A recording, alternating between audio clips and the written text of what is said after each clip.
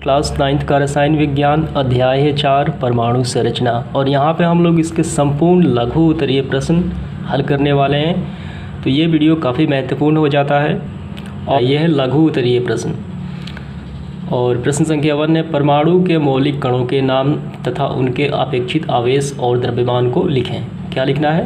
हमें मौलिक कणों के नाम लिखना है, उनके आवेश को लिखना है और उसके द्रव्यमान को भी लिखना है। तो जैसा कि हम लोग जानते हैं कि परमाणु के 3 मौलिक कण होते हैं। कौन कौन? तो इस प्रकार है इसका डेटा। ठीक है, मौलिक कण 3 होते हैं। पहला होता है इलेक्ट्रॉन, दूसरा होता है प्रोटॉन और तीसरा होता है न्यूट्रॉन। ठीक है, और यहाँ पे हमें 3 चीज़ें पूछी गई है। पहला है कणों के नाम, दूसरा है अपेक्षित आवेश और तीसरा है द्रव्यमान। ये हो जाते हैं कणों के नाम और इस पर जो आवेश है इस प्रकार, और ये है इसका द्रव्यमान। तो पहला कण है इलेक्ट्रॉन, इस पर कौन सा आवेश होता है? इस पर होता है ऋण आवेश। इसका द्रव्यमान कितना होता है? इसका द्रव्यमान होता है 9.11 इंटू 10 के पावर -28 ग्राम।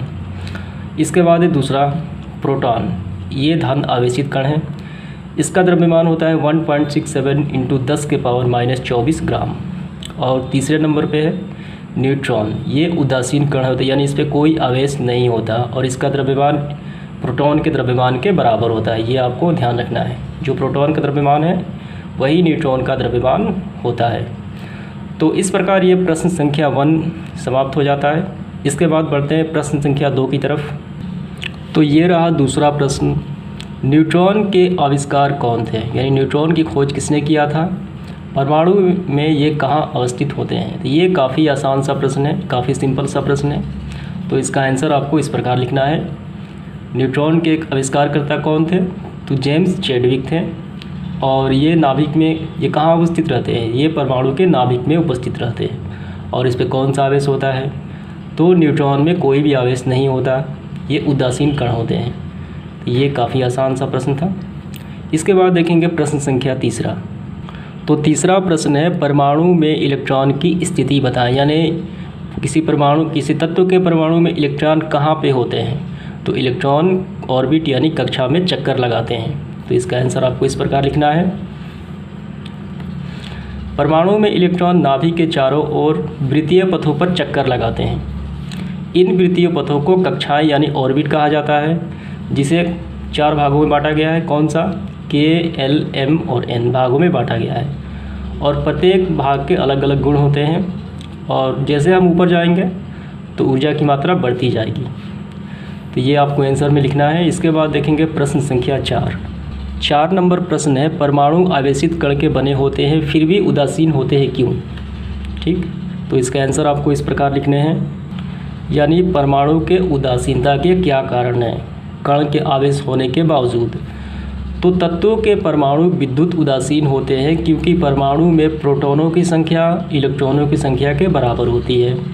ठीक है, कौन सी संख्या? प्रोटॉनों की संख्या इलेक्ट्रॉनों की संख्या के बराबर होती है और इसी कारण ये उदासीन होते हैं। और जब इलेक्ट्रॉन का त्याग करता है कोई तत्व या ग्रहण करता है तो ये उदासीनता नष्ट हो जाती है। तो ये इसका आंसर आपको लिखना है। आपको याद भी हो गया होगा कि उदासीनता के क्या कारण हैं। तो प्रोटॉनों की संख्या और इलेक्ट्रॉनों की संख्या बराबर होना ही उदासीनता के कारण हो जाता है। इसके बाद देखेंगे प्रश्न संख्या 5।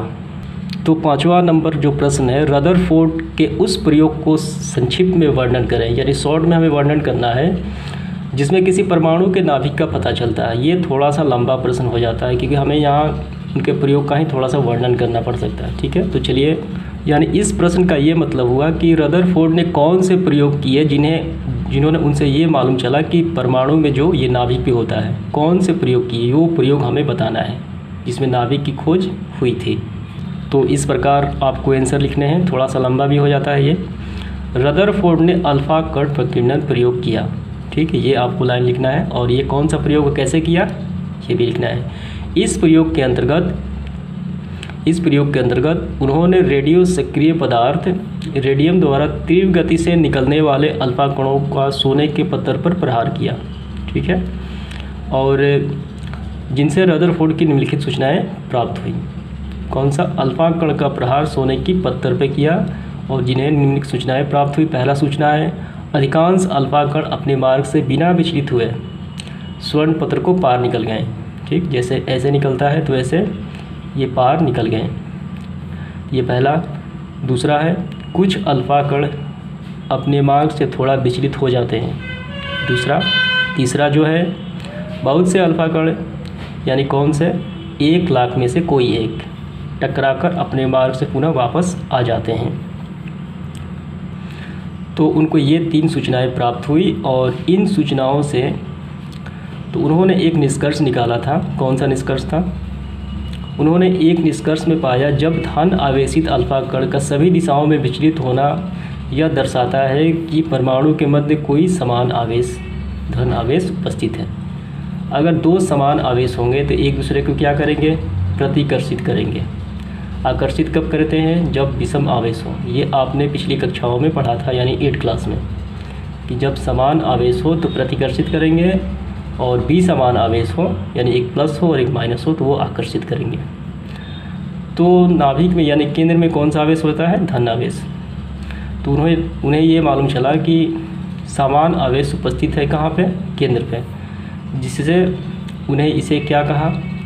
मध्य धन आवेशित कण यानी भाग को उन्हें नाभिक बताया। तो यही सारी घटना आपको लिखनी है। ठीक है, उम्मीद है आपको समझ में आ गया होगा। इसके बाद देखेंगे इसका अगला प्रश्न। तो अगले प्रश्न की ओर बढ़ते हैं। प्रश्न संख्या है 6। परमाणु की कक्षाओं को ऊर्जा स्तर क्यों कहा जाता है, यानी क्यों कहते हैं? इसका आंसर है जब इलेक्ट्रॉन किसी निश्चित कक्षा में रहकर नाभिक के चारों ओर चक्कर लगाते हैं, ठीक है, ऐसे, तो उनकी ऊर्जा का ह्रास नहीं होता। जब चक्कर लगाते हैं तो ऊर्जा उनका लॉस नहीं होता। इन कक्षाओं को अपनी ऊर्जा स्तर या ऊर्जा सेल कहा जाता है। ठीक, इन कक्षाओं क्या कहा जाता है? ऊर्जा स्तर या ऊर्जा सेल कहा जाता है। और इन कक्षाओं को K, L, M और N ऊर्जा स्तर के अनुसार विभक्त किया गया है। अगर टू द पॉइंट की बात करें, जैसा सवाल पूछा जाए उसका आंसर उसी तरह आंसर की बात करें तो ये इसका आंसर मेन इंपॉर्टेंट हो जाता है, क्योंकि नाभिक के चारों ओर इलेक्ट्रॉन चक्कर लगाते हैं तो ऊर्जा का ह्रास नहीं होता, ऊर्जा लॉस नहीं होता, और वही ऊर्जा के स्तर पर उस सेल को अलग अलग भागों में बांट दिया जाता है। ठीक है, इसीलिए उसको ऊर्जा स्तर कहा गया है, कक्षाओं को ऊर्जा स्तर कहा गया है। इसके बाद देखते हैं प्रश्न संख्या 7वां नंबर सवाल है समस्थानिक क्या है। ठीक, सम का मतलब होता है बराबर, स्थान मतलब किसी चीज़ का क्रमांक यानी स्थान क्या है। तो इसका आंसर आपको इस प्रकार लिखना है, एक ही तत्व के परमाणु, आपको ध्यान देना है, अलग अलग तत्व नहीं, एक ही तत्व के, यानी कोई भी तत्व, ऑक्सीजन हो, हाइड्रोजन हो, ठीक, या फास्फोरस हो या सोडियम हो, कुछ भी हो, एक ही तत्व के परमाणु जिनकी परमाणु संख्याएं समान, परमाणु संख्याएं यानी प्रोटॉनों की संख्या समान, किंतु द्रव्यमान संख्या भिन्न भिन्न हो, उसे क्या कहा जाता है? समस्थानिक कहा जाता है। समस्थानिक यानी परमाणु क्रमांक समान। तो यहाँ देखिए आप, ये एक कार्बन है, ठीक, तो कार्बन के कितने, कार्बन एक तत्व है और इसी कार्बन के 2 समस्थानिक होते हैं। कौन कौन? तो 12C6 और 14C6, कार्बन के 2 समस्थानिक ये कहलाते हैं। आपको ध्यान रखना है और इसे याद भी कर लेना है, ये काफ़ी महत्वपूर्ण इंपॉर्टेंट है। तो इसमें क्या कहा गया है? परमाणु संख्याएं समान। जैसा कि हमें मालूम है कि ऊपर वाली कही जाती है द्रव्यमान संख्या और नीचे वाली परमाणु संख्या, ये दोनों आपस में समान है, ये भी 6 है और ये भी 6 है, और ये द्रव्यमान संख्या दोनों की भिन्न हो जाती है। ठीक है,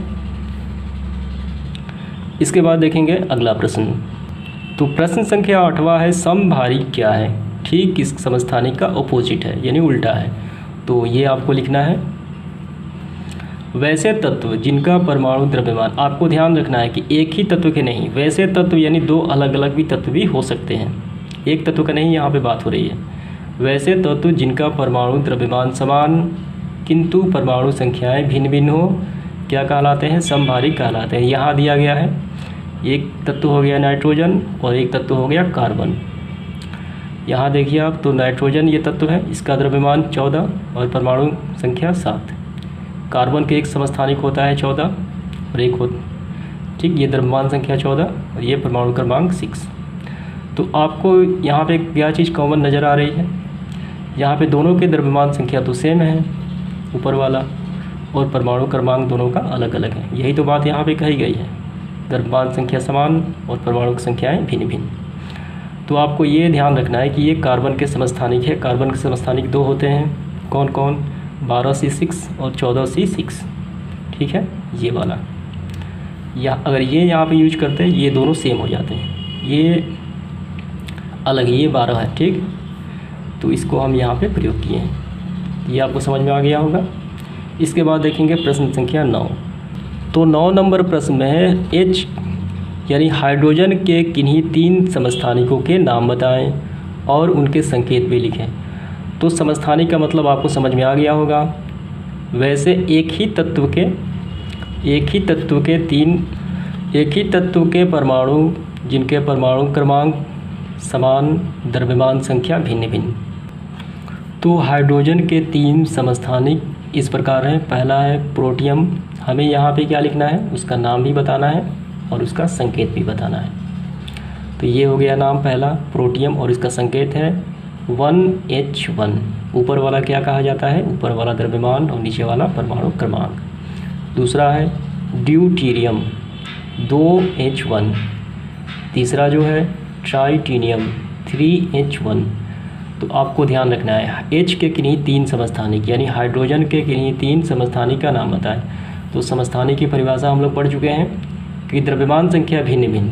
ऊपर वाला क्या कहा जाता है, ऊपर वाला कहा जाता है द्रव्यमान, ये है द्रव्यमान। तो देखिए आप तीनों का द्रव्यमान क्या अलग है, तो बिल्कुल अलग है तीनों का द्रव्यमान। इसका है 1, इसका है 2, इसका है 3। क्या परमाणु क्रमांक सेम है, तो परमाणु क्रमांक तो सेम है, 1, 1 और 1, यानी ये तीनों हाइड्रोजन के समस्थानिक कहलाते हैं, ठीक है। इसके बाद देखेंगे प्रश्न संख्या 10वां। तो 10वां नंबर जो प्रश्न है, अधिकतर तत्वों के परमाणु द्रव्यमान भिन्न क्यों होते हैं, ठीक, परमाणु द्रव्यमान भिन्न क्यों होते हैं अधिकतर तत्वों के, ये हमें यहाँ पे बताना है। तो इसका आंसर, किसी तत्व के समस्थानिकों के नाभिक में न्यूट्रॉनों की संख्याएं भिन्न भिन्न होती हैं, जिसके फलस्वरूप उस तत्व के समस्थानिक के परमाणु द्रव्यमान में भिन्नता आ जाती है। तो इसका आंसर अगर टू द पॉइंट की बात करें तो ये हो जाएगा, न्यूट्रॉनों की संख्याएं क्या होती है, भिन्न भिन्न होती हैं, इसी कारण द्रव्यमान संख्या भी भिन्न भिन्न हो जाती है। ये आपको टोटल लिखना है इसका आंसर। इसके बाद देखेंगे अगला प्रश्न, प्रश्न संख्या 11 है, समस्थानिकों के परमाणु द्रव्यमान भिन्न भिन्न होते हैं फिर भी उनके रासायनिक गुण समान होते हैं, ये क्यों। तो इसका आंसर आपको इस प्रकार लिखना है, आपको समझ में आ जाएगा। किसी तत्व के सभी समस्थानिकों के परमाणुओं में इलेक्ट्रॉनों की संख्या समान होती है, ठीक, इलेक्ट्रॉनों की संख्या समान होती है, अतः उनके इलेक्ट्रॉनिक विन्यास क्या होंगे, सदृश हो, यानी वो भी समान होते हैं, तथा संयोजी इलेक्ट्रॉन की संख्या भी समान होती है, ठीक। तो इसी कारण उनके रासायनिक गुण एक जैसे होते हैं। तो कहने का मतलब है कि समस्थानिक की परिभाषा हो जाती है परमाणु क्रमांक समान, द्रव्यमान संख्या भिन्न भिन्न। यानी परमाणु क्रमांक क्या है, परमाणु क्रमांक है प्रोटॉनों की संख्या। जब प्रोटॉनों की संख्या, अगर किसी तत्व की प्रोटॉन की संख्या है 5, तो इलेक्ट्रॉन की संख्या भी हो जाएगी 5, क्योंकि प्रोटॉनों की संख्या और इलेक्ट्रॉनों की संख्या वो समान होती है, ठीक है। तो इसी कारण उसके क्या होते हैं, रासायनिक गुण समान होते हैं, इसी कारण उसके रासायनिक गुण समान होते हैं, द्रव्यमान संख्या भिन्न भिन्न होने के कारण भी। तो पूरा आपको ये लिखना है कि इलेक्ट्रॉनों की संख्या, समस्थानिक के परमाणु में इलेक्ट्रॉनों की संख्या समान होती है, अतः इनके रासायनिक विन्यास भी सदृश यानी समान होते हैं। तो इस प्रकार ये आपको लिखना है इसका आंसर। इसके बाद देखेंगे अगला प्रश्न। तो प्रश्न संख्या 12 है, अष्टक नियम क्या है। तो ये आसान सा प्रश्न है, तो इसका आंसर इस प्रकार होगा, वे परमाणु जिनके बाहरी कोश में 8 इलेक्ट्रॉन होते हैं तथा वे अधिक अस्थायी होते हैं, जिनके बाहरी कोश में 8 इलेक्ट्रॉन होते हैं वो क्या होते हैं, अस्थायी होते हैं, जिसे अष्टक नियम कहा जाता है। जब बाहरी कक्षा में इलेक्ट्रॉनों की संख्या पूर्ण हो जाती है तब इलेक्ट्रॉन नए कक्षा में प्रवेश करने लगते हैं, ठीक है। बाहरी कक्षा में कितने इलेक्ट्रॉन होते हैं, 8। अगर 8 पूरा हो जाएगी तो एक इलेक्ट्रॉन अगले कक्षा में स्थानांतरित हो जाते हैं। तो ये आपको लिखना है अष्टक नियम, ठीक। बस यही आपको याद रखना है कि बाहरी कक्षा में इलेक्ट्रॉनों की संख्या 8 होती है, जो अष्टक नियम कहलाता है। इसके बाद है प्रश्न संख्या 13, आयन क्या है और ये कितने प्रकार के होते हैं। ये काफ़ी महत्वपूर्ण सवाल है, आपको ध्यान रखना है। आयन, तो आयन किसे कहा जाता है, तो आयन कहा जाता है। विद्युत आवेश से युक्त परमाणु या परमाणुओं के समूह आयन कहलाते हैं। ये दो प्रकार के होते हैं। कौन सा? तो पहला हो जाता है धन आयन और दूसरा हो जाता है ऋण आयन। और ये आयन कैसे लगते हैं? कोई भी तत्व जब इलेक्ट्रॉन का त्याग करता है यानी दूसरे को देता है तो उस पर धन आवेश आ जाते हैं यानी धन आयन हो जाता है। और कोई तत्व जब इलेक्ट्रॉन का ग्रहण करता है दूसरे से तो उस पर ऋण आवेश आ जाते हैं यानी उस पर ऋण आयन आ जाते हैं। तो इसके बारे में थोड़े से समझ लेते हैं क्योंकि ये बहुत महत्वपूर्ण है। तो आपको ध्यान से देखना है। ये है सोडियम। तो सोडियम पे कौन सा आवेश होता है ये पता किया जाए तो सबसे पहले हम इसका इलेक्ट्रॉनिक विन्यास लिखेंगे। तो पहले कक्षा में 2 इलेक्ट्रॉन, दूसरे में 8 और तीसरे में 1, क्योंकि इसकी परमाणु क्रमांक कितनी होती है 11। 2 और 8 10 और 1 11। ये हो गया इलेक्ट्रॉनिक विन्यास। तो आप बताइए कि बाहरी कक्षा में कितने इलेक्ट्रॉन बच गए? 1। तो किसी परमाणु के बाहरी कोश में कितने इलेक्ट्रॉन आ सकते हैं? 8 इलेक्ट्रॉन आ सकते हैं अष्टक नियम के अनुसार। अभी हमने देखा था, ठीक है। अष्टक नियम के अनुसार कितने आ सकते हैं? यानी परमाणु के जो बाहरी कक्ष है उसमें 8 इलेक्ट्रॉन आ सकते हैं। और यहाँ पे देखिए आप, ये हो गया सोडियम का इलेक्ट्रॉनिक विन्यास, ठीक। ये 11 था तो ये हो गया। और यहाँ पे देखिए ये 8 तो पूर्ण हो चुका है, 1 तो ज़्यादा है, ये ज़्यादा है तो किसी को दे देगा। जब इलेक्ट्रॉन का त्याग करेगा तो इस पर कौन सा आवेश आ जाएगा? इस पर आ जाएगा प्लस का आवेश, ठीक है। अब ये देखिए ये कौन सा है? ये ऑक्सीजन होता है। तो ऑक्सीजन पे कौन सा आवेश होता है? ठीक, इस पर कौन सा आवेश आएगा? तो सबसे पहले इसका परमाणु क्रमांक होता है 8। हम इसका इलेक्ट्रॉनिक विन्यास लिखेंगे। पहले कक्षा में 2 इलेक्ट्रॉन, ठीक। दूसरे में कितने आ सकते हैं? इसमें 8। इसमें यहाँ देखिए ये है 8, तो कितना लिखा जाए? 2 और 6, यहाँ पे लिखेंगे हम 6, ठीक। तो अष्टक नियम के अनुसार बाहरी कक्षा में कितने इलेक्ट्रॉन आ सकते हैं? 8। इसमें कितना कम है? 8 से 2 कम है, यानी ये 2 इलेक्ट्रॉन तो किसी से मांगेगा अपने अष्टक को पूरा करने के लिए। तो जब इलेक्ट्रॉन ग्रहण करता है इस पर कौन सा आवेश आ जाते हैं? इस पर आ जाता है धन आवेश, ठीक है। तो आपको इस प्रकार लिखना है, कितना आवेश? डबल, ठीक, यानी 2 इलेक्ट्रॉन ये ग्रहण करेगा। तो इस प्रकार होता है। एक और देख लेते हैं, एल्युमिनियम। इसका कितना होता है परमाणु क्रमांक? 13। तो इलेक्ट्रॉनिक विन्यास लिखते हैं 2 8 10 और 3 13। तो अष्टक नियम के अनुसार बाहरी सेल में 8 आ सकते हैं, यहाँ पे 3 है, यानी क्या है? यानी पहले से क्या है? 3 ज़्यादा है। इसमें देखिए इसका जो कक्षा पूरा हो गया था 8 सोडियम का, 1 ज़्यादा था तो ये किसी को दे दिया। और इसमें कम था कि यहाँ पे 6 है तो किसी से ले लेगा यानी इलेक्ट्रॉन ग्रहण करेगा, तो इस पर ऋण आवेश आ जाते हैं। और यहाँ देखिए ये पहले से 8 तो पूर्ण हो चुका है, 3 ज़्यादा है तो ये क्या करेगा? ये किसी को दे देगा, तो इस पर आ जाएगा धन आवेश। कितना धन आवेश? तो इस पर आ जाएगा 3 धन आवेश, ठीक। 3 इलेक्ट्रॉन किसी को दे देगा। तो इस प्रकार आयन का निर्धारण होता है तत्वों का। ये आपको समझ में आ गया होगा। तो आप बताइए ये मैग्नीशियम पे कौन सा आवेश आएंगे? तो सबसे पहले मैग्नीशियम का परमाणु क्रमांक लिखा जाए, कितना होता है? तो मैग्नीशियम का होता है 12। तो इलेक्ट्रॉनिक विन्यास लिखा जाए 2 और 8 10, कितना है? 12। तो यहाँ पे 2। तो आप बताइए अष्टक नियम के अनुसार बाहरी कक्षा में कितने इलेक्ट्रॉन आ सकते हैं? फुल 8। तो ये 8 तो पहले से है, कितना ज़्यादा है? 2 तो इसमें ज़्यादा है, ये किसी को दे देगा यानी इलेक्ट्रॉन को क्या करेगा? त्याग करेगा, यानी किसी को दे देगा। जब ये त्याग करेगा तो कोई भी जो तत्व होता है इलेक्ट्रॉन का त्याग करता है उस पर धन आवेश आ जाते हैं। तो ये मैग्नीशियम कितना त्याग करेगा? 2। तो 2 इस पर आवेश आ जाएंगे, या इसको आप ऐसे भी लिख सकते हैं 2 इलेक्ट्रॉन। उम्मीद करता हूँ ये आपको समझ में आ गया होगा आयन का निर्धारण कैसे होता है। इसके बाद देखेंगे अगला प्रश्न। तो प्रश्न संख्या 14 इस प्रकार है, परमाणु में अष्टक को प्राप्त करने की प्रवृत्ति क्यों होती है? तो ये आसान सा प्रश्न है, तो ये आपको लिखना है। परमाणु अपने अस्थायित्व को बढ़ाने के लिए अपने अष्टक को पूरा करता है, ठीक। यानी बाहरी कक्षा में 8 इलेक्ट्रॉन आ सकते हैं। अगर किसी तत्व का वो 8 पूर्ण है तो वो तत्व अस्थायी हो जाता है, और अब वही अस्थायित्व को बनाने के लिए वो अष्टक को पूरा करता है अस्थायी बनने के लिए। तो यही बस आपको लिखना है, ये आसान सा प्रश्न था। इसके बाद देखेंगे 15 नंबर प्रश्न।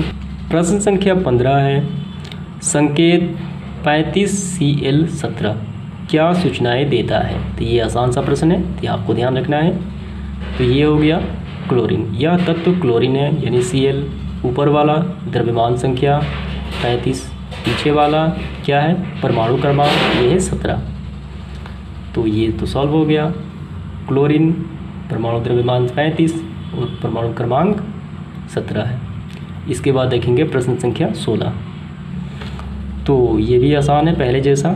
12C6 और 14C6 से क्या सूचनाएं प्राप्त होती हैं।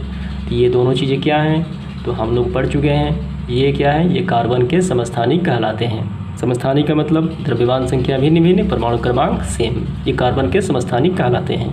तो इसका आंसर आपको इस प्रकार लिखना है काफ़ी ध्यान से। यह कार्बन के दो समस्थानिक हैं जिनका परमाणु संख्या समान है यानी नीचे वाला, तथा द्रव्यमान संख्या भिन्न है यानी ऊपर वाला। और ये भी लिखना है न्यूट्रॉनों की संख्या भिन्न भिन्न होने के कारण द्रव्यमान संख्या भिन्न भिन्न हो जाती है।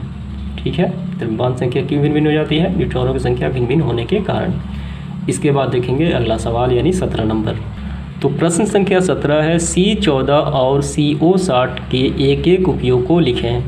यानी कार्बन 14 और कोबाल्ट 60 के एक एक उपयोग हमें बताना है। ये आसान सा प्रश्न है। ठीक, ये पहले कक्षाओं में आप पढ़ चुके हैं कि C14 का कहाँ प्रयोग होता है। तो C14 का प्रयोग होता है जीवाश्म की आयु निर्धारण करने में, कि कोई पेड़ पौधा कितने वर्षों का है, कितने दिनों का है। कौन सी पद्धति अपनाई जाती है, कार्बन 14 की पद्धति। CO यानी कोबाल्ट 60 का प्रयोग होता है कैंसर के इलाज में, कैंसर चिकित्सा में कोबाल्ट 60 का प्रयोग किया जाता है। तो ये इसका आंसर हो जाता है। इसके बाद देखेंगे प्रश्न संख्या 18। तो 18 नंबर प्रश्न है परमाणु संख्या 1, 4, 8, 12 और 16 वाले तत्वों का इलेक्ट्रॉनिक विन्यास लिखें और उन तत्वों की पहचान भी करें। ठीक है, तो यहाँ पे कुछ तत्वों के परमाणु संख्या दिए गए हैं। तो आपको ध्यान रखना है कि इलेक्ट्रॉनिक विन्यास लिखा जाता है परमाणु संख्या के आधार पर। तो आप यहाँ पे सीख भी जाएंगे। अगर आपको नहीं निकालने आता है इलेक्ट्रॉनिक विन्यास तो कौन कौन से तत्वों को निकालना है, यहाँ पे उसका परमाणु क्रमांक दिया गया है और जिनका निकालेंगे उसका नाम भी लिखना है यानी पहचान भी उनको करना है। तो चलिए इसको हल करते हैं। तो आइए, पहले नंबर पे 1 है तो परमाणु क्रमांक 1। ठीक, परमाणु क्रमांक या परमाणु संख्या सेम ही चीज़ है 1। तो कौन सा तत्व है यहाँ पे तत्व, सबसे पहले ये परमाणु क्रमांक तत्व, ये इसका इलेक्ट्रॉनिक विन्यास। तो ये तत्व है 1। कौन सा तत्व है, ये हो जाता है हाइड्रोजन और इसका इलेक्ट्रॉनिक विन्यास हो जाता है 1। दूसरा नंबर कौन सा तत्व है, इसका परमाणु क्रमांक है 4। तो ये रहा 4। तो इसकी पहचान हुई बेरिलियम, इसका सूत्र है Be। अब इसका रासायनिक हम इलेक्ट्रॉनिक विन्यास भी लिखेंगे। तो पहले कक्षा में कितने इलेक्ट्रॉन, 2 इलेक्ट्रॉन। दूसरी कक्षा में इसका है 4, तो 2 और 2 4। तो ये इसका हो जाता है इलेक्ट्रॉनिक विन्यास। इसके बाद है देखिए 8। 8वें नंबर पे क्या है, तो ऑक्सीजन है। ठीक, तो इसकी पहचान हुई ऑक्सीजन। कैसे पहचान हुई, परमाणु क्रमांक के आधार पे। अब इसका इलेक्ट्रॉनिक विन्यास लिखेंगे। पहले कक्षा में 2 इलेक्ट्रॉन, कितना लिखें कि 8 आ जाए। तो दूसरे कक्षा में जो इलेक्ट्रॉन की क्षमता होती है वो होती है 8, लेकिन हम यहाँ 8 नहीं लिखेंगे क्योंकि 8 और 2 10 हो जाएंगे। 10 तो होता नहीं है, इसका होता है 8। हम यहाँ पे 6 लिखेंगे, 6, 2 और 8। ये होता है इलेक्ट्रॉनिक विन्यास। और ये हो जाता है चौथा है 12। तो तत्व है मैग्नीशियम Mg। इसका इलेक्ट्रॉनिक विन्यास पहले कक्षा में 2, दूसरे में 8, 2 और 8 10 और यहाँ पे 2। ये हो जाता है इलेक्ट्रॉनिक विन्यास। अब 5वें नंबर पे है 16। 16 कौन सा है, सल्फ़र है। इसका भी लिखेंगे 2 पहले कक्षा में, दूसरे में 8 यानी 10 और कितना लिखें 10, हमें 16 लिखना है। तो 10 और 8 10 और 6 16। ठीक, 2 और 8 10, 10 और 6 16। तो इसका इलेक्ट्रॉनिक विन्यास भी हो जाता है। तो ये आपको समझ में आ गया होगा। ठीक है, तो अगर नहीं निकालने आता है तो इसके विशेष एक वीडियो बना दिया जाएगा जिसमें सारे आपको सिखा दिए जाएंगे इलेक्ट्रॉनिक विन्यास और संयोजिता निकालने। तो इसके बाद देखेंगे अगला प्रश्न। तो प्रश्न संख्या 19 है सम न्यूट्रॉनिक क्या है। ठीक, तो इसका आंसर आपको ध्यान रखना है। सम मतलब बराबर, न्यूट्रॉन मतलब न्यूट्रॉन, यानी बराबर जिन तत्वों के न्यूट्रॉन बराबर हैं सम न्यूट्रॉनिक कहलाते हैं। आपको ध्यान रखना है एक ही तत्व के नहीं, विभिन्न तत्वों के वे परमाणु जिनके न्यूट्रॉनों की संख्या समान होती है लेकिन द्रव्यमान संख्या परमाणु संख्या दोनों ही भिन्न होती है, इसे सम न्यूट्रॉनिक कहा जाता है। आपको ध्यान रखना है, हमें सिर्फ न्यूट्रॉनों की संख्या समान होने से मतलब है, द्रव्यमान संख्या और परमाणु संख्या से कोई मतलब नहीं है, वो असमान ही होते हैं। तो ये क्या कहलाते हैं, सम न्यूट्रॉनिक कहलाते हैं। तो आइए इसका आखिरी प्रश्न भी हल करते हैं। नीचे दिए गए सारणी को पूरा करें। यहाँ हमें कुछ डाटा दिया गया है, उसे पूरा करना है ध्यान से देखते हुए। यहाँ पे है तत्व एक्स, वाई और जेड। यहाँ पे परमाणु संख्या, प्रोटॉनों की संख्या, इलेक्ट्रॉनों की संख्या, न्यूट्रॉनों की संख्या और द्रव्यमान संख्या। ये सारी चीज़ें क्या होती हैं आपको मालूम पहले से होगी। और यहाँ पे दिया गया है, तो सबसे पहले हम एक्स को देखते हैं। ठीक, तत्व एक्स का हम पूरा कर लेते हैं। परमाणु संख्या कितना है? 17 है। तो इसका मतलब क्या हुआ? तो प्रोटॉनों की संख्या भी तो 17 होगी, क्योंकि प्रोटॉनों की संख्या ही तो कहलाती है, प्रोटॉनों की संख्या ही तो कहलाती है परमाणु संख्या। तो प्रोटॉनों की संख्या हो जाएगी 17, और प्रोटॉनों की संख्या ही तो कहलाती है इलेक्ट्रॉनों की संख्या, यानी जितने प्रोटॉन उतने इलेक्ट्रॉन। तो ये भी हो जाएगा 17, और न्यूट्रॉन है कितना? 18। द्रव्यमान संख्या किसे कहा जाता है? तो द्रव्यमान संख्या कहा जाता है प्रोटॉनों की संख्या प्लस में न्यूट्रॉनों की संख्या। तो 17 और 18 हमें यहाँ पे जोड़ना है, तो कितना हो जाएगा? तो ये हो जाएगा 35। तो यहाँ पे हो जाएगा 35। तो ये हो गया पहला। इसके बाद दूसरा, यानी तत्व वाई का हम भरेंगे। परमाणु संख्या नहीं दिया है, प्रोटॉन संख्या ये भी नहीं दिया है, इलेक्ट्रॉन संख्या दिया है। ये तो काफ़ी आसान हो गया। इलेक्ट्रॉनों की संख्या मतलब प्रोटॉन तो उतना ही होगा जितना इलेक्ट्रॉन होगा, तो ये 14। तो प्रोटॉन की संख्या मालूम चल गई, तो प्रोटॉन की संख्या ही तो कहलाती है परमाणु संख्या, तो ये भी हो जाएगा 14। अब द्रव्यमान संख्या किसे कहा जाता है? तो द्रव्यमान संख्या कहा जाता है प्रोटॉनों की संख्या प्लस में न्यूट्रॉनों की संख्या। यहाँ पे 14, प्रोटॉन 14, न्यूट्रॉन 14, 14 और 14 यहाँ पे 28। ये आपको समझ में आ गया होगा। चलिए अब तत्व जेड की तरफ बढ़ते हैं। परमाणु संख्या नहीं मालूम, प्रोटॉन संख्या मालूम है, तो प्रोटॉनों की संख्या ही तो होती है परमाणु संख्या, ये भी 9, इसका मतलब ये भी 9। तत्व जेड का परमाणु संख्या 9। तो इलेक्ट्रॉन की संख्या, प्रोटॉन की संख्या है 9, इसका मतलब इलेक्ट्रॉन की संख्या भी हो जाएगी 9। न्यूट्रॉनों की संख्या, तो ये आपको थोड़ी सी ध्यान देना है। यहाँ पे द्रव्यमान संख्या दिया हुआ है कितना? 19। ठीक, द्रव्यमान संख्या होता है प्रोटॉनों की संख्या प्लस में न्यूट्रॉनों की संख्या, ये बराबर। ठीक, तो यहाँ पे प्रोटॉनों की संख्या कितना है? 9 दिया है, और यहाँ पे टोटल कितना दिया है? 19 दिया है। 19, और यहाँ पे है 9, और यहाँ पे है n। ठीक, तो n का मान निकालेंगे तो 19 इस तरफ आएगा। 19 - 9 बराबर कितना हो गया? ये हो गया 10। तो यहाँ पे हो जाएगा 10। तो आप सीधे सीधे भी घटा सकते हैं। 19 में से डायरेक्ट घटा दीजिए 9, तो बच गया 10। तो ये हो जाता है न्यूट्रॉनों की संख्या। आपको इस तरीके से करना है। ठीक है, उम्मीद करता हूँ ये आपको समझ में आ गया होगा। तो ये पूर्ण हुआ लघु उत्तरीय प्रश्न परमाणु संरचना का। तो आज के लिए इतना ही, धन्यवाद।